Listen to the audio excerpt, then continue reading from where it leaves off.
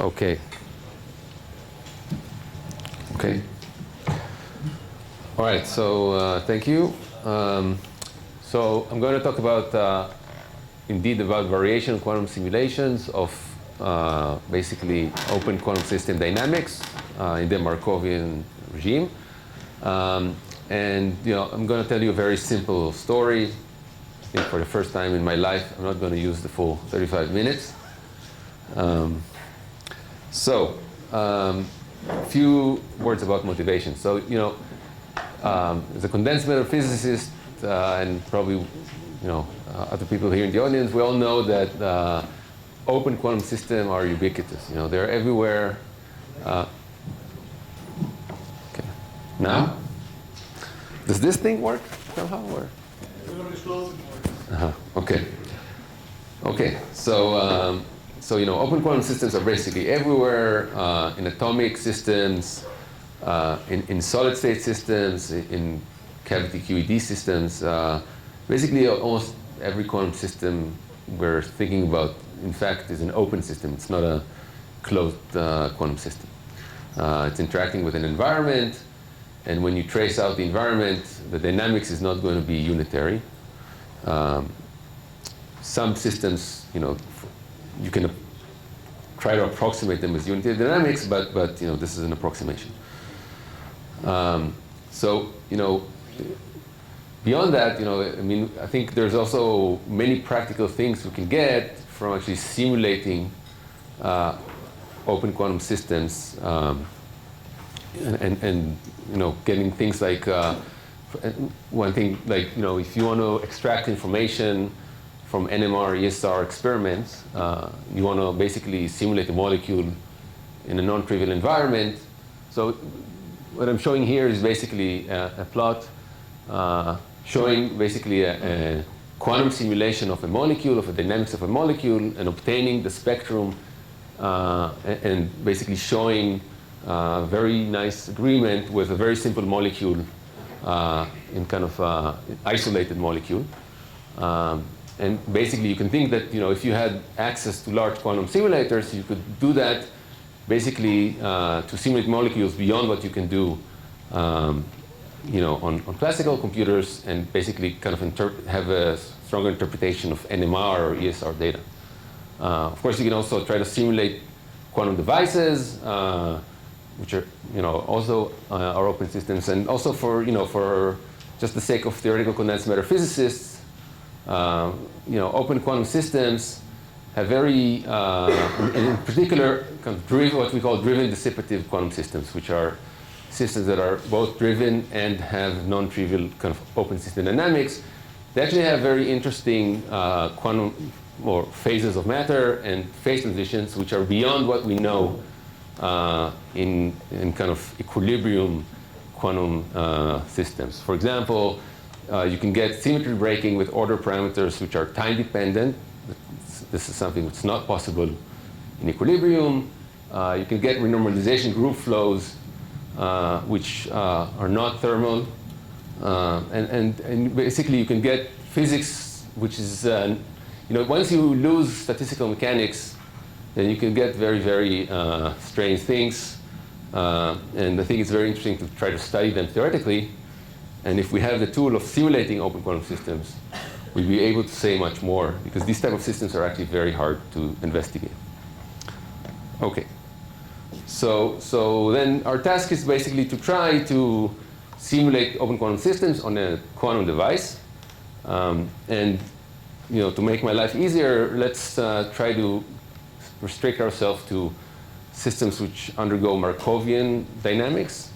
So what are these type of systems? This is basically, probably you all know, there are systems in which the basically correlation time of the bath, the inverse correlation time in the bath, is much, much shorter than the coupling to the between the system and the bath. So the coupling is weak, correlation time is short, and basically in that regime we could basically approximate the dynamics as Markovian. We integrate out the environment, and we get to the Lindblad equation.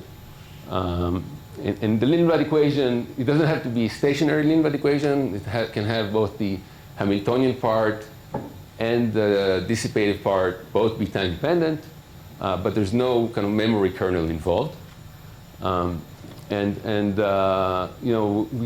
The generator of this non-unity dynamics is this Lindbladian. It has the Hamiltonian part, which is just a commutator with the Hamiltonian. And it has the non-unitary part, which is basically the sum over these dissipators in this Lindbladian form. OK, so I think we're all familiar with this. So what I want to try to do is I want to simulate the system directly on, say, a quantum device, but using only unitary gates. I don't want to invoke any non-unitary gates or any sort of sampling or anything else. I just want to directly map it to a quantum system which evolves under unitary gates. And for that, first thing I need to do is I need to map the density matrix on some computational space. So I have to basically double the number of qubits, because I want to remain with basically I deal with a pure state. So I want to double the number of qubits and basically now map everything, map the dynamics, so the Lindbladian, onto this kind of superspace or computational space that has two n qubits now, where n is the number of original qubits. OK, so in that space, basically the dynamics is going to turn into some non-Hermitian Hamiltonian. And we want to see how to try and simulate that directly with unitary gates. Okay. So for this, we also do kind of a simple mapping.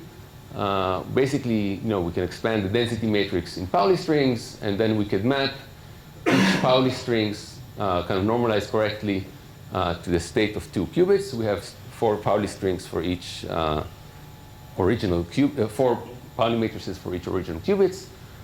So these are going to be basically the 4 states on 2 qubits.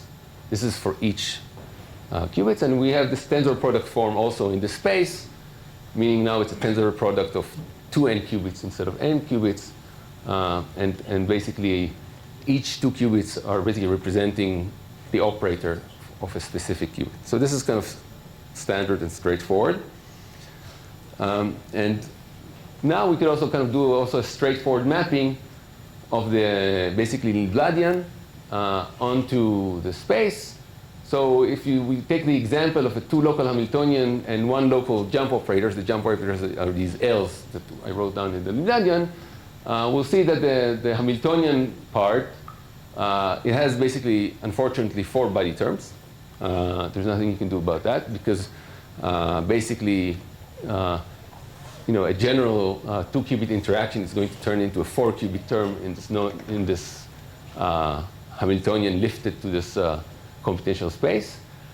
And the dissipative part, and that's something I found kind of surprising, although it's also completely standard, is that the dissipative part actually has both a unitary part, a Hermitian part, and a non-Hermitian part. Okay? So when I map the dissipator into this computational space, it is mapped basically on 2 types of terms. Both of them, in this case, would be 2 local. But it will have both Hermitian and non-Hermitian terms. OK. So there's lots of indices here. But this is just a mapping of the of this non-Hermitian Hamiltonian on this computational space. OK. So now I basically want to try to see how do I create variational circuits that basically track the evolution of this density matrix in this computational space. Okay, and I'm going to basically try 2 different variational methods. And the first variational method is basically a quantum generalization of the time-dependent variational principle. So what is the time-dependent variational principle? So in principle, that works also for any state, not only for this construction. So our goal is basically we have a parameterized manifold inside the Hilbert space, and we try to get the dynamics on that manifold be as close to the dynamics of the true ground state. Okay? So basically what we can do then, we want the Schrödinger equation basically to be satisfied to the best approximation we can on this variational manifold. So what we can do is basically we can take our state, parameterized state, and act on it with the Hamiltonian, and then take that vector, the vector with the h acting on the vector, and basically project it down onto the manifold. Okay, and then if we have some axes for this manifold, we could basically what we need to do, is to take the tangent space to this manifold. We need to basically create an axis for this tangent space. So these are basically the derivatives of the state with respect to the parameters. This gives me basically a set of axes for the tangent space. And now I want to project h psi or h rho down on that tangent space. And then basically what I do, I get an equation. Once I project h, in this case it's h rho, on the tangent space, I guess you get a linear equation for the derivatives of the parameters.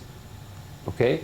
So one side of this equation, as you can see, has h rho, and then it has the derivatives of rho, because I'm projecting down on the axes of the tangent space. So that's the right side. The left side has basically theta dot times the d rho d theta, again, and then on the left, kind of on the bra side, we have, again, the different axes of the tangent manifold. Okay? So this is basically this equation. It's basically an equation for which we can basically obtain the best possible path on this variational manifold, which gives the best approximation to the true evolving state. Okay. So now, kind of in this kind of very nice paper by the group of Simon Benjamin, basically took this variational principle, and basically they observed that you can actually measure, if you have parameterized circuits that prepare the state rho, you can actually measure the elements of this matrix, both of the matrix A and the vector C. You could do that using a Hadamard test, which they showed you can condense very, very nicely in very kind of shallow, relatively shallow circuits. Using that, you can actually measure the coefficients of these equations and basically slowly propagate the parameters. So for each time step, basically measure the coefficients of these equations and then propagate the parameters on the variation manifold. Okay? So this is one form of a variation method in which you can actually use variational or parameterized circuits in order to approximate evolving states, time-evolving states. Another method, which is maybe more direct, is just to think about the fidelity of the state, say, at time t. So you already have the state at time t. You've obtained it in the previous step. Now you evolve for a very short time, delta t. So you need to use some circuit that actually gives you an approximation to the time evolution of short time, at least to order which is higher than second order. So you need to use second order Toller approximations or higher in order to get meaningful results. And you could do that to any order that you want. And then, then you want to minimize the cost function, which is the overlap of the state and then this short time evolution with a state with some new parameters at theta of t plus delta t. Okay, so your goal is basically to find the new parameters, theta of t plus delta t, and you can just write down the quantum circuits that directly computes this fidelity function. Actually, I want to minimize 1 over f, sorry, so there's a typo there. Okay, so that's a more kind of direct approach. You just have some optimization method, and you just search for the optimal parameters that minimize the cost functions at every step. Okay, and this is actually proposed by Frank Polman and was shown to give nice results for Hermitian systems. Okay, so this is a busy slide, but in fact it doesn't contain that much information. I just want to now write down an ansatz, okay, for some ansatz for my parameterized circuit. So I'm going to stick with the Trotter-like ansatz. These ansatz work very well for time evolution of Hermitian or just Hamiltonians. And in this Trotterized form, I'm basically going to brute force, Trotterize, and obtain one factor, which is the Trotterization of the Hamiltonian, one factor, which is the Trotterization of the unitary part of the dissipator, and one factor, which is the Trotterization of the non-unitary part or non-Hermitian part of the dissipator. So there's 3 factors here. And now I kind of want to remember that I actually want to use only unitary gates. And that last factor over here is not unitary because it's an exponential of basically of an anti-Hermitian matrix. Okay? So I want to somehow understand what to do with that part. I'm trying to do everything with unitary gates. So what I could do, I could basically ask myself, can I actually replace that non-unitary gate with a unitary gate and somehow keep everything unitary? And of course I could do that, right? So if you look at the equation of the bottom, this is a trivial equation. For every state with a non-unitary operator acting on it, there will be some unitary operator acting on that state. With the left side is a non-unitary operator acting on that state. That would be equal to a unitary operator acting on that state, some other operator, which is unitary, times the scale factor. It's a completely trivial statement. And the non-trivial part here is that the unitary and the complex factor both depend on the state. So it's not that I can go ahead and solve this equation without actually knowing what the state is. Okay? And if this, if the circuit is complex enough, I'm kind of stuck because I don't know what unitary to choose. Okay? So this can be remedied. And one thing that you can do is to, if you want to basically keep everything completely unitary, is that you can replace the non-unitary gate with a fully variational unitary gate, remembering that you have the scale factor that you have to take into account, and we'll come back to that. Okay, so I'm going to replace this non-unitary part with a unitary part with for now, let's keep it completely general. Okay? And then I just have to remember that now my physical state with these new parameters is the state on the computational subspace times the scale factor. So I have to keep that in mind. Okay, so I have to somehow track what is the scale factor. I don't know what is the scale factor because I cannot compute it without actually fully, crunching through the circuit. Okay. Okay. So actually, to remedy this situation where there's the scale factor, unknown scale factor, there's, different. You have to do different things in different variational approaches. So if you use this TDVA approach, what you can do is just say, okay, let me keep this scale factor also as a variational parameter, okay, and just generalize these equations such that one of the parameters is just a scale factor. Okay, so I've replaced the non-unitary with some unitary, general unitary, parameterized, and I have a new scale factor, which is also a parameter. And now I have to solve this equation with the scale factor as a variational parameter, okay? And this is what, and basically, if my parameterization is good enough, I'm going to get the best, or at least in this on this variational manifold, I'm going to get the best possible state, which gives the best approximation to the density matrix. Okay. One thing maybe to note is that if you look at this equation, it is not too horrible in the sense that, if the original non-unitary gate is acting on a specific group of qubits, the unitary gate is also guaranteed to work also on that specific group of qubits.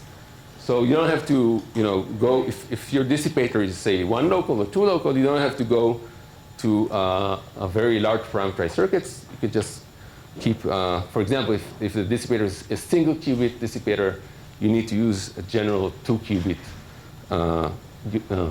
circuit to represent the non-unitary gate. Oops. Okay. A different situation occurs if you try to do direct optimization. If you try to do direct optimization, then you notice that if you write down the cost function, now I've written down correctly with the 1. Okay, so this is the correct cost function I'm trying to minimize. You notice that you have this scale factors, the ratios of the scale factors appear when you write the fidelity. Okay, so this is the fidelity now.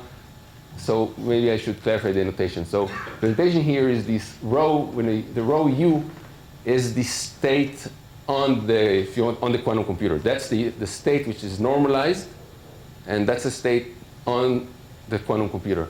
The rho o is the representation of the physical state I'm trying to simulate of the original quantum system. And there's a scale factor. There's a scale factor connecting between them. And if you try to compute the fidelity now, you see that there is the ratio of these scale factors appears here. So I can't invoke a variational minimization principle in order to find the minimum here. This is an ill-defined minimization problem. What I could do, though, is I could actually compute A directly starting from time t equals 0. And the way it goes is one thing to note, basically, is that this A, the scale factor, is just the purity of the quantum state, right? Because if you take trace of rho squared, you just get A squared. And basically, the only thing changing the purity is this dissipator. Okay? And if you compute the ratios of the scale factor, you see that all you need to know is basically what is the expectation value of the dissipator, okay, at your t or at your time t minus dt, the time of the last time step you have in your hand. Okay? So basically, this is again a sum of some local terms. You can easily compute this expectation value. And once you have this expectation value, you can update the value of A as you go along. And you can basically plug it in this equation and then obtain a good minimization problem, where now basically the only free part is this expectation value, or this matrix element here. Okay? So these are two different ways of dealing with the scale factor. I want to show you some numerical results. Yeah. If you knew that everything is unitary and the system is closed, Yeah. would you be able to Yeah. do this without variational? No, I mean, I still want to do variational. I could do it with I still want to do it variational to keep a shallow circuit maybe, but I could do it with a unitary circuit. Okay, so Yeah. even for Hamiltonian simulation, Yeah, it's better to do it with variational over. Well, it's just a question of what is better. If you try to do it variationally, you're going to get some approximation, right? If you do brute force Trotter it's more efficient. If you do brute force Trotter with some arbitrary precision, okay, then you're in good luck. Okay, but one thing maybe I think coming back to your question is that if you try to do Trotter on the non-unitary thing, that's maybe what you're asking. Then you actually, I don't know how to do it without being variational. So if I try to Trotterize my non-unitary, my Lindblad dynamics, and I want to keep everything unitary, I don't know how to do that without going variational, at least on that part, on the non-unitary part. You could keep everything else fixed, but the non-unitary part you have to do variationally. At least that's what we were thinking. Yeah, 2 minutes. Wow, okay. Good, so there's some numerical results here. I've been going slower than I think. So basically, you can see that if you go to large enough Trotter steps, you can get very nice results. And in fact, you see also that, okay, so I should say, this is actually unitary dynamics, sorry. This, I didn't put here the dissipator part, just to see that, as the read asked, everything kind of sanity is restored. We get very nice results. This,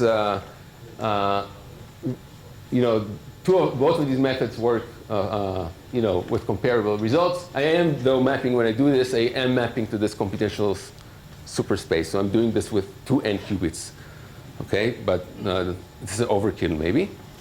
And when we go to Lindblad dynamics, again, you can see that the TDVA method and the VTC method both give comparable results. And in fact, they can give pretty good results up to pretty large times. One interesting question here is, can you actually propagate this system has a steady state? The question is, can we actually, with some reasonable resources, propagate this dynamics all the way to the steady states? Okay. Here, in fact, we were close. We did some limited simulation, so we didn't reach all the way to the steady state. But I think it's fairly possible that with a little bit more resources, you can actually reach the steady state of this of some reasonable dynamics in a reasonable time. Okay. So the biggest one here was basically 5 qubits, so it's 10 qubits in this simulation. So that kind of the computation space was 10 qubits. Yeah. Is that okay? Does that answer your question? Okay. One thing I do want to show that results that we had in Kedma kind of relates to this question of whether you'd want to use this VTC or TDVA method. So the VTC method has one interesting property. I think that it might be more resilient to noise. And this is some example, which is not directly related to the dynamics, but I think it does some hint that doing direct optimizations might actually be more robust to noise. So here we just kind of did a very, very small experiment, a VQE experiment of this transverse field Ising model. But in this experiment, we basically ran the optimization on a noisy quantum computer. So there is no error mitigation involved or anything. And we did some stochastic gradient descent. And basically, the red points are different iterations of the gradient descent. And the energy computed on the noisy quantum computer from that during that gradient descent. And you see that there is a convergence, but it's converging to the wrong energy. Okay, the red points are converging to the wrong energy. However, if you take the parameters obtained in each of these variational circuits and you actually compute the correct value of the energy for that state, say on a classical device, on a classical computer, you just take the parameters and you just compute the expectation value of energy, you see that there is a convergence. In fact, it's something very close to the ground state. Okay? So that somehow means that doing direct optimizations might actually have some resilience to noise. Of course, this is a very special case. I don't think that this happens for any system size in any Hamiltonian. Maybe you'd want to use error mitigation during the optimization itself to remedy issues of noise for more complicated systems. But there is, I think, more resilience here than if you try to compute the gradients in this time-dependent variational approach, where if you get a wrong gradient, then you're just off in a completely wrong trajectory. Okay. One last thing I want to say that, I think doing adaptive, there's a way to do adaptive variational simulations, meaning in which you actually change your ansatz as you go along. So you keep on choosing different gates variationally, basically, so the circuit structure is not fixed. And I think that can significantly reduce the size of the circuits here. So I just want to summarize. So I showed you how the Lindblad dynamics can be simulated with purely unitary dynamics. We got comparable results for noiseless systems. I'm not sure that this is the case when you add actually noise on the quantum device.